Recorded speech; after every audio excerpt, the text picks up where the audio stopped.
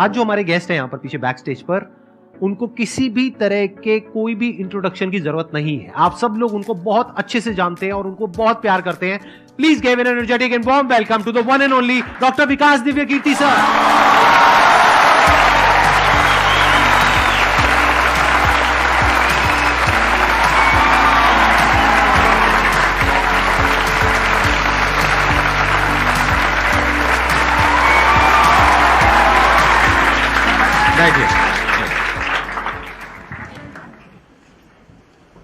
मैं सबसे पहले आपको धन्यवाद देना चाहता हूँ यहाँ पर आने के लिए। Thank you so much. क्योंकि जब से मैंने सीरीज शुरू करी है तब से हमारे कमेंट सेक्शन में कोई भी एक भी ऐसा वीडियो नहीं है जहां पर आपका नाम ना लिखा हो। कई बार मुझे ऐसा लगता है देख करके कमेंट सेक्शन को कि ये मैं अपने चैनल पे आया हूँ या आपके चैनल पे हूँ। मैं सोशल मीडिया पे बहुत कम एक्टिव रहता हूँ तो मुझे आइडिया नहीं था इस बात का, पर मैं थैंकफुल हूँ कि आपने बुलाया, इस लायक समझा कि मैं यहाँ पर आऊँ। सर प्यार बहुत करते हैं बच्चे आपको, मतलब इतना प्यार है जिसकी कोई हद नहीं है। मैं ठीक कह रहा हूँ गलत कह रहा हूँ? यस और नो? सो अब आप लोग जो चाहे जैसे चाहे इनसे क्वेश्चंस पूछ सकते हैं। सर लाइफ में जब भी कोई सिचुएशन आती है कि जिसमें दो रास्ते, एक प्रैक्टिकल और एक इमोशनल, तो बैलेंस आउट कैसे करना है? इमोशनल और प्रैक्टिकल में हमेशा विरोध नहीं होता है, कभी कभी साथ भी चल सकता है। और सिर्फ इमोशनल कुछ नहीं होता, सिर्फ प्रैक्टिकल कुछ नहीं होता, प्रोपोर्शन का डिफरेंस होता है। जब इमोशंस आपके दिमाग पर बहुत हावी हों तो फैसला करने से बचना चाहिए, स्पेशली बड़ा फैसला। छोटा तो ठीक है कि आपके दोस्त ने कहा कि दोस्त नहीं एक फिल्म देखेगा मेरे साथ, आप इमोशनल हो जाके देख ली फिल्म, क्या हो गया, कोई नुकसान नहीं हुआ। पर कोई ये कहे कि तो मुझसे प्यार नहीं करते, शादी नहीं कर सकते मुझसे और हमने शादी कर ली, ये ठीक नहीं है। सिर्फ इमोशंस में आके बहुत बड़ा फैसला मत कीजिएगा, चाहे वो करियर का हो, चाहे पार्टनर का हो, चाहे कोई भी फैसला हो। प्रैक्टिकल इतना नहीं हो जाना है कि आप मशीन, रोबोट या पत्थर बन जाएं। क्योंकि आप कितने भी सक्सेसफुल हो, यदि आप इमोशनली सक्सेसफुल नहीं है, इमोशनली स्टेबल नहीं है, इमोशनली वेलबींग के स्टेट में नहीं है, तो आपकी सक्सेस किसी काम की नहीं है, एकदम मीनिंगलेस है। So the success in totality needs emotional happiness, emotional stability as well. इसलिए इमोशंस को खारिज करके जिएंगे तो शायद कुछ अचीवमेंट्स बड़ी हो जाएं, पर वो किसी काम की नहीं है। केवल इमोशंस पे चलेंगे तो हो सकता है कि अचीवमेंट जिंदगी में ज्यादा हो ना पाए। तो बैलेंस की बात है। और सबसे अच्छा तरीका है, जब बहुत इमोशंस हो, इंटेंसिटी बहुत ज्यादा हो, सिर्फ एक तरीका मैं जो अपनाता हूं, उस क्षण में फैसला नहीं करना है। कुछ भी हो, कोई कितना भी प्रेशराइज करे, सिर्फ इतना बोलिए कि मैं 24 घंटे बाद बताऊंगा आपको, थोड़ा सोचूंगा इस बारे में। और यदि आपने उस मोमेंट से खुद को बाहर निकाल लिया तो फिर आप डिटैच होकर देख पाएंगे और थोड़ा सा प्रैक्टिकल एलिमेंट भी रहे, इमोशनल एलिमेंट भी रहे, वो फैसले सबसे अच्छे रहेंगे लाइफ के लिए। मैं आपको एग्जांपल से बात समझाता हूँ। ऐसे लोग जो तैयारी कर रहे थे, अफेयर में थे, एक का सिलेक्शन हो गया, अब उसके सामने क्राइसिस ये है, स्पेशली किसी लड़की का हो गया, लड़के का नहीं हुआ। अब हमारी सोसाइटी में ना, लड़की ऊंचे पद पे हो, लड़का ना सफल हुआ हो तो बड़ा मुश्किल है सोसाइटी में, उनको शायद दिक्कत नहीं है। अब वो लड़की प्रैक्टिकल नहीं है कि मैं तुमसे शादी करूं, ये कह के अगर हट जाती है और शादी करती है किसी ऐसे व्यक्ति से जो बहुत सफल है। I know many such people personally, मैं नाम नहीं बोल सकता किसी का। मैंने जनरली पाया है कि वो लोग लाइफ में बहुत फ्रस्ट्रेशन में रहे बाद में, क्योंकि सफलता के नाम पर, प्रैक्टिकल होने के नाम पे ऐसे व्यक्ति को चुना जिसके साथ वो रह नहीं सकते ठीक से। और मैं ऐसे कई लोगों को जानता हूं जो आईएएस बने, IPS बने, जिनको करोड़ों रुपए के दहेज के ऑफर्स आए, साफ ठुकरा के कहा कि मैं जिंदगी एक ही व्यक्ति के साथ गुजार सकता हूं जो मेरे साथ है, और हैं, बहुत खुश हैं। अब कोई कह सकता है उनके परिवार में कि इसने प्रैक्टिकल फैसला नहीं किया, इमोशनल फैसला किया, पर अल्टीमेटली किसी चीज की वैल्यू क्या है? आपकी लाइफ बेहतर हो। यूट्यूब पे जिसके 1 लाख भी सब्सक्राइबर्स होते हैं वो मोनेटाइज करता है, 1 लाख क्या जब मिनिमम हो सकता है, खूब पैसा कमाते हैं, ब्रांड प्रमोशन करते हैं, साबुन तेल बेचते हैं बीच बीच में। आपका चैनल तो शायद देश में सबसे बड़ा चैनल है, आप चाहें तो कितना नहीं कमा लेंगे। मुझे कुछ दिन पहले एक एजेंसी के लोग मिले जिन्होंने बताया कि इनकी जैसी ख्याति है उस लेवल पर महीने में कोई 5-10 करोड़ भी कमाना चाहे तो कमा सकता है आराम से इस यूट्यूब चैनल से। तो मैंने पूछा कि वो कौन सी चीज है जो आपको इतना मजबूत बनाती है कि आप नहीं इस रास्ते पर जाते, मैं वो जानने में इंटरेस्टेड हूँ। तो 10 मिनट की बात के बाद मैं समझ में आ गया, क्योंकि अल्टीमेटली अगर मैं अपनी वैल्यू के खिलाफ चला गया तो खुश कैसे हो जाऊंगा? पैसा मुझे कैसे खुशी देगा जब मैं ही नहीं रहा, तो खुशी किस बात की? इसलिए इतना प्रैक्टिकल मत होना कि अपनी माँ के, पिता के, भाई बहन, दोस्त, जो प्रेमी प्रेमिका है, उनके इमोशंस के साथ खेलने लगो। इतना प्रैक्टिकल कभी मत होना, इतना इमोशनल मत होना कोई आपको बेवकूफ़ बना सके, बात बात पर बेवकूफ़ बनाता रहे। और बैलेंस जिंदगी जो है ना, वो मध्य मार्ग में है, जिंदगी एक्सट्रीम पे नहीं है, मध्य में है। तो प्रैक्टिकल और इमोशन का बैलेंस रखिए, लाइफ बढ़िया होगी।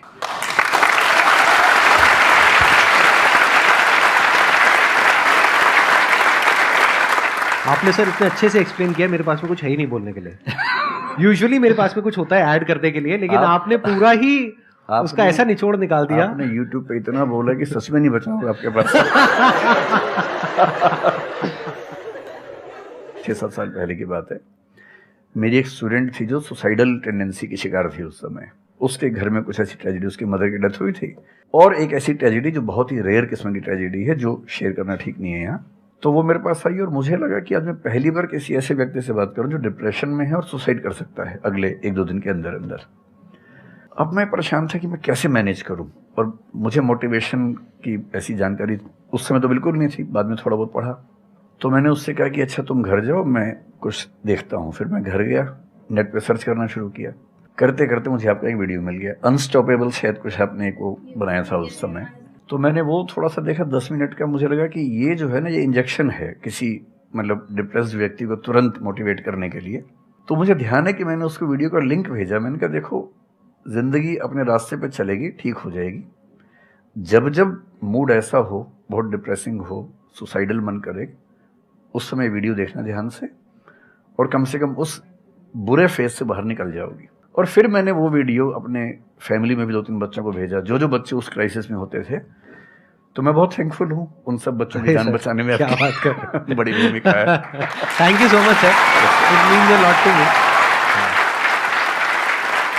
ये तो आपने बहुत बड़ी बात कह दी सर, मेरे लिए बहुत बड़ी बात है ये। नहीं, कई बच्चों की जान बचाई होगी आपने जरूर। जो वो एक मोमेंट होता है, उस मोमेंट में कोई बचा ले तो लोग बच जाते हैं, वो मोमेंट क्रॉस हो जाए तो फिर चीजें बिगड़ जाती हैं। हेलो सर, नमस्ते। नमस्ते सर, बोथ ऑफ यू, मैं हमेशा से आप दोनों की बहुत फैन रही हूँ। मुझे बस ऐसा लग रहा है कि मैं सपना देख रही हूँ, मेरे लिए रियलिटी नहीं है। मुझे बस आपसे ये जानना, मैं हर मतलब एवरी डे 8 से 10 आवर में पढ़ाई करती हूँ, बट मुझे कभी कभी बहुत डिमोटिवेशन आ जाता है कि होगा नहीं होगा, क्या होगा पता नहीं। देखिए, डिमोटिवेशन अगर आपको दिन भर में 1 घंटे आता है। नहीं सर, ऑलमोस्ट टाइम पढ़ाई करने के बाद 2-3-4 दिन के बाद ही होता है, कंटिन्यूअसली नहीं होता। अगर महीने में 4-5 बार आता है और 1-1 दिन के लिए आता है, तो इसका मतलब आप एकदम ठीक हैं। अगर कोई व्यक्ति आपको ये कहे कि मुझे डिमोटिवेशन कभी नहीं होता, तो उसको इलाज की जरूरत है। आपको जरूरत नहीं है, क्योंकि जब आप अपने से बेहतर व्यक्ति को देखेंगे, आपको थोड़ा सा इंफीरियरिटी कॉम्प्लेक्स आएगा, डिमोटिवेशन आएगा। जब आप अपने से कमज़ोर को देखेंगे, आपको सुपीरियरिटी कॉम्प्लेक्स आएगा, थोड़ा सा मोटिवेशन ज़्यादा हो जाएगा। जिस दिन टारगेट पूरा हो जाएगा, मोटिवेशन आ जाएगा। जिस दिन टारगेट पूरा नहीं होगा, डिमोटिवेशन आएगा। जिस दिन टेस्ट में आपके मार्क्स अच्छे आएंगे, आप मोटिवेशन के साथ लौटेंगे। जिस दिन खराब आएंगे, डिमोटिवेशन होगा। लेकिन ध्यान रखिए, जिस दिन आप मोटिवेटेड हैं, उस दिन आप वजह बन गए कईयों के डिमोटिवेशन की। लगातार मोटिवेटेड होना एक मेंटल इलनेस की निशानी है, और लगातार डीमोटिवेटेड होना डिप्रेशन की निशानी है। इन दोनों से बचना है। तो डीमोटिवेशन की बहुत हाइप है, इतनी हाइप की ज़रूरत नहीं है। थोड़ा बहुत हो, एंजॉय कीजिए उसको। और जब जब लगे कि ज़िंदगी बहुत ख़राब चल रही है, तो मैं जो करता हूँ, अजीब सा लगेगा आपको, मैं कभी कभी शमशान घाट चला जाता हूँ। सच कह रहा हूँ, ये सुनी है आपने वीडियोस में भी कहा है। सच में चला जाता हूँ, या ट्रॉमा सेंटर चला जाता हूँ देखने के लिए। ट्रॉमा सेंटर में जाके 1 घंटा बैठ के आ जाइए, मोटिवेशन आ जाएगा। और शमशान घाट में जाके देख लीजिए कि हम जैसे हमसे कम उम्र के लोग वहाँ जल रहे होते हैं, तो लगता है हम जिंदा तो हैं। अगर मैं थोड़ा सा कॉग्निटिव लेवल पर बात करूँ, एक बहुत बड़ा साइकोलॉजिस्ट हुआ, उसका नाम है ब्रेंटानो, कभी सर्च कीजिएगा उसको। ब्रेंटानो ने ह्यूमन कॉन्शियसनेस को स्टडी किया, और उसने ये बताया कि ह्यूमन कॉन्शियसनेस की बेसिक नेचर है कि जो हमारे पास है वो हमें नज़र नहीं आता, जो नहीं है वो नज़र आता है। तो the consciousness of lacking something is the nature of human consciousness. इसलिए इसी बात को एक शेर में, बहुत प्रसिद्ध शेर में कहा गया है, दुनिया जिसे कहते हैं जादू का खिलौना है, मिल गया सो मिट्टी है, नहीं मिला वो सोना है।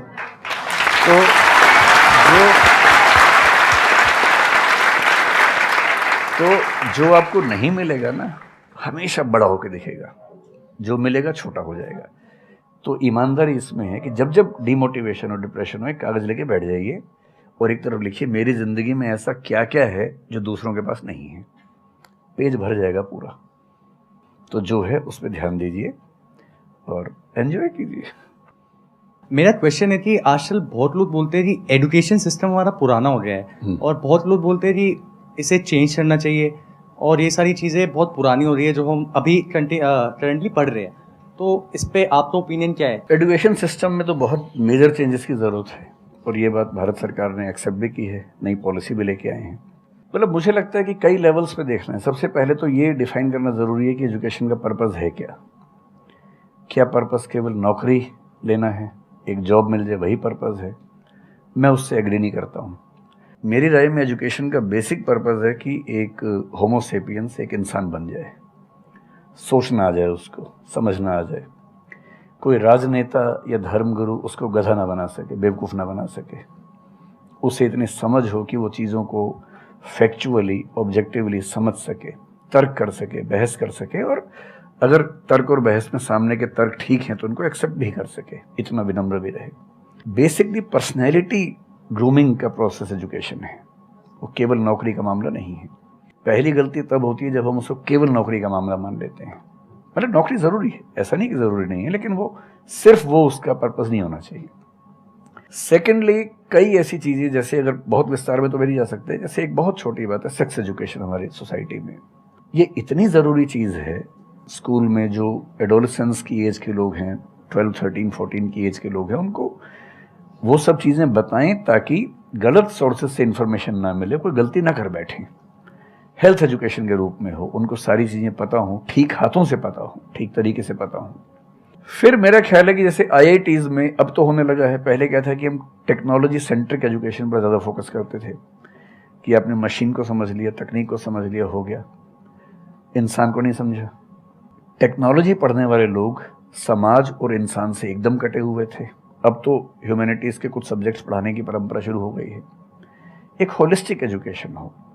ह्यूमैनिटीज़ वाला बच्चा केवल हिस्ट्री, पॉलिटिकल साइंस, सोशियोलॉजी पढ़ता है, उसको कोडिंग का सी भी नहीं आता, टेक्नोलॉजी बिल्कुल नहीं आती उसको MS एक्सेल भी नहीं पता क्या होता है। टेक्नोलॉजी वाला सिर्फ टेक्नोलॉजी पढ़ता है, वो ह्यूमन ब्रेन को नहीं पढ़ना चाह रहा, सोसाइटी को नहीं पढ़ना चाह रहा। क्यों नहीं एक ऐसी शिक्षा हो जिसमें एक इंटीग्रेटेड अप्रोच हो, होलिस्टिक अप्रोच हो, कि हम खुद तय कर सके कि किस किस एरिया में हमें ज़्यादा जाना है और एक बेसिक अंडरस्टैंडिंग हर चीज़ की हो। तो बेसिक 3 फार्मूले माने जाते हैं। एक यूनिवर्सलाइजेशन ऑफ प्राइमरी एजुकेशन है कि 10वीं क्लास तक की शिक्षा हर बच्चे को मिले, ठीक से मिले। वोकेशनलाइजेशन ऑफ सेकेंडरी एजुकेशन, यानी 11वीं 12वीं की पढ़ाई का पर्पज़ है कि बच्चा ये समझ पाए कि उसको ज़िंदगी में आगे कहाँ जाना है। और फिर जो हायर एजुकेशन है वो सबको करने की ज़रूरत नहीं होनी चाहिए, वो शौक पूरा करने के लिए नहीं है, वो शादी का वेटिंग रूम नहीं है, वो उसके लिए है जिसको सच में आगे पढ़ना है, वो उतना पढ़े, सब्जेक्ट चूज़ करे और फिर उसमें गहराई से रिसर्च करे ताकि डेवलपमेंट के रास्ते पर अब बढ़ें। हम एजुकेशन के मामले में बहुत बुरी स्थिति में हैं। मैं तो जिस उम्र में हूँ, मेरा अब तो पर्पज़ भी ये बन गया है कि अब मैं उसी पे कुछ काम करूं। एक यूनिवर्सिटी शुरू करने की योजना मेरे मन में है, इनसे मैंने शेयर भी किया था। और मैं जिस तरह का विश्वविद्यालय सोचता हूं वो नौकरी देने के पीछे पागल नहीं होगा, वो होमो सेपियंस को कायदे का इंसान बनाने की कोशिश करेगा। नौकरी तो उसका एक पार्ट है। मतलब आप जितने भी सफल लोगों को देखेंगे जनरली, जैसे मैंने इन्हीं से पूछा, ये जिस फील्ड में सफल हैं, इनका जो करियर है, अगर मैं इसको छोड़ भी दूं तो अदरवाइज भी जो इनका करियर है वो उस विषय से जुड़ा हुआ नहीं है जो इन्होंने पढ़ा है ग्रेजुएशन में। मेरा भी नहीं है, आमतौर पे किसी का भी नहीं है। 90% लोगों को मैं देखता हूँ जो सक्सेसफुल हैं, उनके ग्रेजुएशन के सब्जेक्ट में और लाइफ की फील्ड में कोई लिंक नहीं है। तो बेसिक पर्पस क्या है? वो स्मार्टनेस बाहर आ जाए, ग्रूमिंग हो जाए, इंटेलिजेंस है, इमोशनल इंटेलिजेंस है, वो सब जो टूल्स हैं वो उस बच्चे को सीखने को मिल जाए ताकि फिर वो ज़िंदगी को फेस कर सके, इनोवेट कर सके, नए रास्ते निकाल सके। 1000 रास्ते दुनिया में होते हैं। तो सच बात है कि काफ़ी चेंजेस की ज़रूरत है और आप और हम मिलके करेंगे चेंजेस। एजुकेशन वाइज अगर देखा जाए तो मैंने बहुत ज़्यादा कुछ नहीं किया है अपनी लाइफ में, बट मेरे स्टैंड पॉइंट से अगर आप देखोगे कि एजुकेशन क्या है, तो एजुकेशन का सबसे बड़ा गोल ये है कि एक इंसान का दिमाग खुले, बजाय कि उसका दिमाग इतना नैरो डाउन हो जाए कि उसको लगे कि बस यही अगर हो गया तो सक्सेस है, ये नहीं हुआ तो फेलियर है। आप अनगिनत तरीकों से अपने गोल को, अपने पर्पस को, या जो भी आप करना चाहते हो उसको अचीव कर सकते हो। एजुकेशन का सबसे बड़ा गोल ये होना चाहिए, और वही मेरी कोशिश है अपने इन सेशंस के थ्रू करने की, कि एक इंसान का दिमाग खुल जाए, उसके दिमाग में एक पॉसिबिलिटी माइंडसेट आ जाए, ना कि एक लिमिटेड माइंडसेट हो कि बस ये हो गया तो बहुत है। अब प्रॉब्लम क्या है, ये जो लिमिटेड माइंडसेट है ये बहुत लोगों का है, करोड़ों लोगों का है, तो वहां पे कंपटीशन भी बहुत है। पॉसिबिलिटी माइंडसेट जबकि देखा जाए तो ज्यादा इंटरेस्टिंग है, लेकिन बहुत कम लोगों का है और वहां पे कंपटीशन कम है। और पॉसिबिलिटी माइंडसेट क्या होता है कि कोई भी काम अगर मैं कर रहा हूं, अगर वो नहीं हुआ तो इसका मतलब ये नहीं है कि मैं फेल हो गया, इसका मतलब ये है कि मैं क्रैक नहीं कर पाया। There has to be a way. ये एजुकेशन काम अगर कर दे तो रियल एजुकेशन हो गई हमारी। मतलब एक इंसान को, हाँ सॉरी, थॉमस एडिसन बल्ब के आविष्कार में लगा हुआ था, हाँ जी, 1000 बार फेल हुआ। तो किसी ने उससे पूछा कि यार तुम बार बार करते होता तो है नहीं तुमसे, क्यों कर रहे हो? तो उसने पता है क्या कहा, हर फेलियर के बाद मैं ये जानता हूं कि बल्ब इस तरीके से भी नहीं बन सकता, और अब मैं 1000 तरीके जानता हूं कि इन तरीकों से नहीं बनेगा, और उसके बाद वो तरीका ईजाद हुआ जिससे बना। एजुकेशन से एक इंसान का दिमाग इतना खुल जाए कि सबसे पहली चीज तो उसको ये समझ आए कि मैं कुछ भी नहीं जानता हूं। हाँ, एकदम ठीक बात है। एजुकेशन मस्ट बी सच कि वो लाइफ लॉन्ग आपका एक क्वेश्चनिंग माइंड बना ही रहे, कि आप कहीं भी हो, कुछ भी कर रहे हो, आपके दिमाग में क्वेश्चंस चले, questions related to the problems. जो भी आप काम कर रहे हो वो क्या है, अल्टीमेटली प्रॉब्लम सॉल्विंग है, तभी उस काम में वैल्यू है। अगर किसी की कोई प्रॉब्लम ही नहीं सॉल्व कर रहे हो तो उसमें वैल्यू कहां ऐड हो रही है, और वैल्यू नहीं ऐड होगी तो आपको पैसा कैसे मिलेगा, फिर चाहे जॉब हो चाहे बिजनेस हो। सो द आइडिया इज कि आपका दिमाग ये चलना चाहिए, अच्छा ये प्रॉब्लम है ना, पहले तो मुझे नहीं पता है कि इसको सॉल्व कैसे करना है, क्योंकि अगर आपको पहले से ही पता है तो आपको वही पता है जिस तरह से वो प्रॉब्लम सॉल्व होती आई है। That may not be relevant in today's context, but still आप उसको उसी तरह से सॉल्व करोगे जिस तरह से सब कर रहे हैं। वहां पर कंपटीशन है, फिर आप कहोगे कि कुछ हो नहीं रहा है। सो द आइडिया इज कि पहले तो ये प्रॉब्लम है जो मुझे अच्छे से समझ आई, मैंने इस पे फोकस किया, अब इसको सॉल्व करने के इन्फिनिट तरीके हैं, एक रास्ता नहीं है, बहुत सारे रास्ते हैं, मुझे पता नहीं है। This is the goal of education, कि मुझे नहीं पता है लेकिन पता किया जा सकता है। This is another goal of education. उसमें से कुछ तरीके काम करते हैं, कुछ नहीं करते हैं, यह भी हमको क्लियरली पता होना चाहिए। मतलब your personality must be dynamic, it must not be static. जैसे मैंने देखा है बहुत लोगों को जो मुझे मिलते हैं, कुछ लोग हैं उसमें से जो, जैसे मैं सर से मिला अभी ऑफ कैमरा, हम लोग बैठे हुए थे, डिस्कशन कर रहे थे, तो it was a great experience sir, आपके साथ में बैठ करके जिस तरह से, जिस ठहराव से सर बात कर रहे थे, जिस तरह से चीजों को सुन रहे थे, समझ रहे थे, और मैं क्वेश्चंस पूछ रहा था, ये मेरे से क्वेश्चंस पूछ रहे थे, तो there was a conversation which was going on. On the other hand there are some people जिनसे मैं कभी कहीं मिला तो उनकी अप्रोच क्या है कि मुझे सब पता है, वो गड़बड़ हो जाती है। शिक्षा की दुनिया में बहुत प्रसिद्ध कहावत है, भारतीय अगर परंपरा में देखें तो विद्या ददाति विनयम में एक बहुत प्रसिद्ध कथन है। अगर कोई पढ़ा लिखा आदमी अपने ज्ञान की वजह से अहंकार करे तो मान लीजिए कि वो पढ़ा लिखा नहीं है, पढ़ाई उसके दिमाग पर हावी हो गई है, अभी उसको अंदाजा नहीं है कि कुल संसार के ज्ञान में उसकी हिस्सेदारी डेसिमल में भी नहीं है। और जिसको ये पता है कि मेरा ज्ञान बहुत कम है वो विनम्र ही रहेगा। और इसलिए जो बड़े प्रोफेसर्स हैं, अगर आप कभी सुनेंगे, मैं जानता हूँ, मैं यूनिवर्सिटी में जब पढ़ता था, सबसे बड़े प्रोफेसर क्या बोलते थे कि मैं इस विषय का विद्यार्थी हूँ, कभी नहीं बोलते थे कि मैं प्रोफेसर हूँ। इतना साहस किसी में कैसे कि मैं प्रोफेसर हूँ? अरे आप जिंदगी भर स्टूडेंट बने रहेंगे तो ही काफ़ी है, उससे बड़ी बात तो सोचने भी नहीं चाहिए। बहुत बड़ी बात है।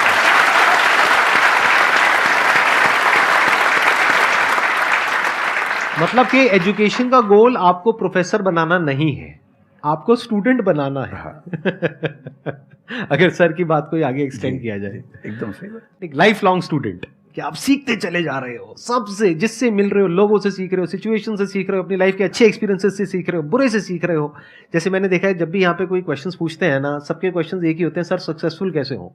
कभी मैंने आज तक ये क्वेश्चन नहीं सुना किसी का भी जो इससे बड़ा क्वेश्चन है, जो आप रिलेट कर जाएंगे कि सर सक्सेस हमारा दिमाग खराब किस तरीके से करती है, या सक्सेस का क्या माइनस पॉइंट है। सही बात। सक्सेसफुल होने से बड़ा है मीनिंगफुल होना, सार्थक होना। सफल होना छोटी बात है, सार्थक होना ज्यादा बड़ी बात है।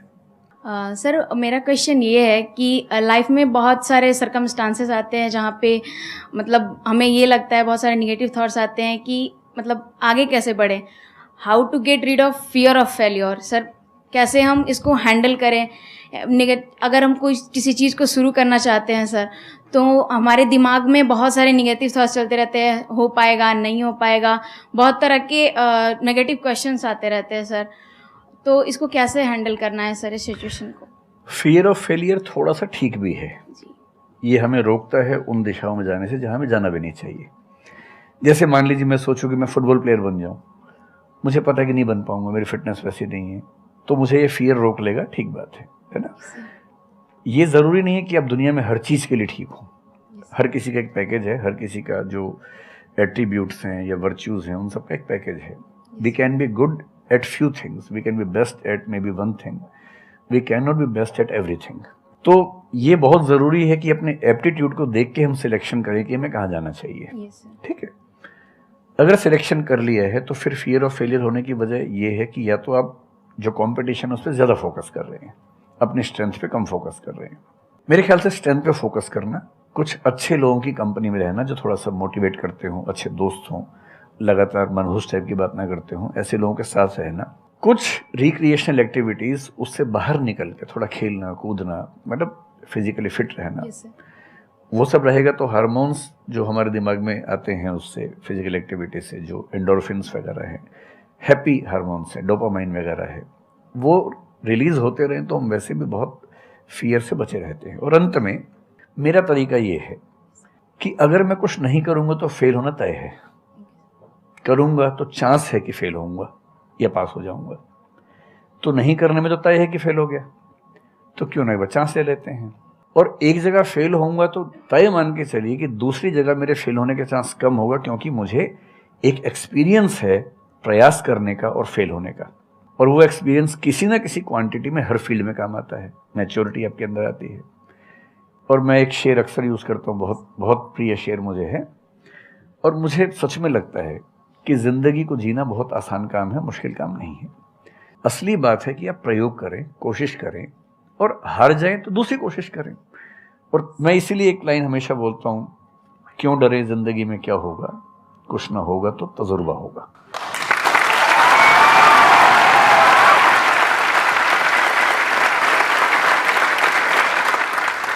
मुझे भी सर के जैसे मोटिवेशनल स्पीकर बनना है सर, पर मैं ये सोचती हूँ कि अगर मैं वीडियो बनाऊँगी, कंटेंट बनाऊँगी, तो संदीप सर को छोड़ के या फिर बहुत बड़े बड़े मोटिवेशनल स्पीकर्स हैं उनको छोड़ के मुझे देखेगा कौन। मतलब ये मेरे अंदर थॉट्स आते हैं कि अभी मेरा मतलब मैं 19 ईयर की हूँ, तो मैं जब वीडियो कंटेंट बनाऊँगी तो मैं कुछ, मुझे ऐसा मतलब मेरे अंदर ये थॉट है कि मैं कोई बड़ा आदमी नहीं हूँ या फिर कुछ बड़ा नहीं हूँ, तो मैं ये वीडियो कैसे डाल सकती हूँ, लोग क्या सोचेंगे कि मतलब तू ये तो खुद कुछ नहीं है और लोगों को मोटिवेट कर रहा है, ऐसा मेरे अंदर थॉट आता है। पहले या तो कुछ कर लीजिए ज़िंदगी में, उसके बाद मोटिवेट कर लीजिए। और नहीं तो मोटिवेशन एक पूरी साइंस है, साइकोलॉजी से जुड़ी साइंस है, उसको ठीक से पढ़ के रिसर्च करके उससे बात कीजिए। शुरू में तो जब इन्होंने भी शुरू किया होगा, कहाँ शुरू में लोग जानते होंगे, बड़ी लंबी स्ट्रगल होती है, किसी भी फील्ड में इतनी लंबी स्ट्रगल है। देखिए जो आदमी सफल है ना, आप ये जो हमारा वर्तमान है ये ऐसे ही नहीं बन गया है। हर सफल आदमी का एक बहुत लंबा अतीत होता है जिस पर नज़र किसी की नहीं होती है। और बशीर बद्र ने एक बड़ी गहरी बात कही थी, ये फूल मुझे कोई विरासत में मिले हैं, तुमने मेरा कांटों भरा बिस्तर नहीं देखा।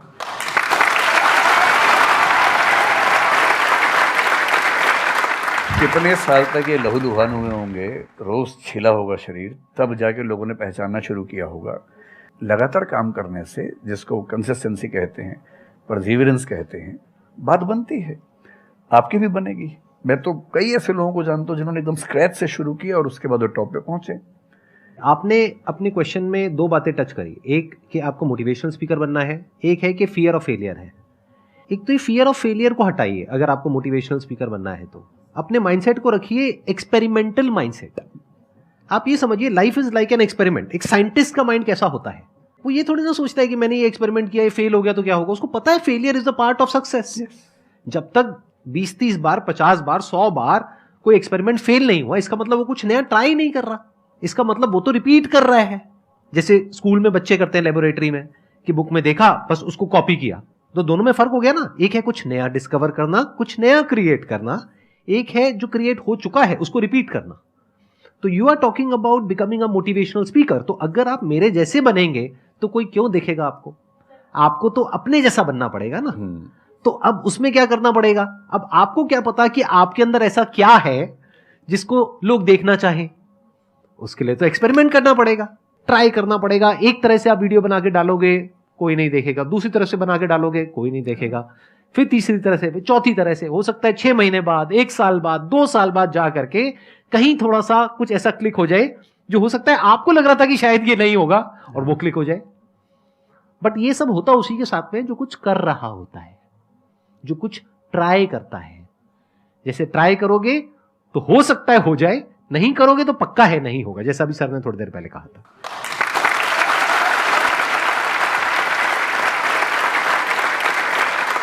Thank you so much sir यहाँ पर आने के लिए।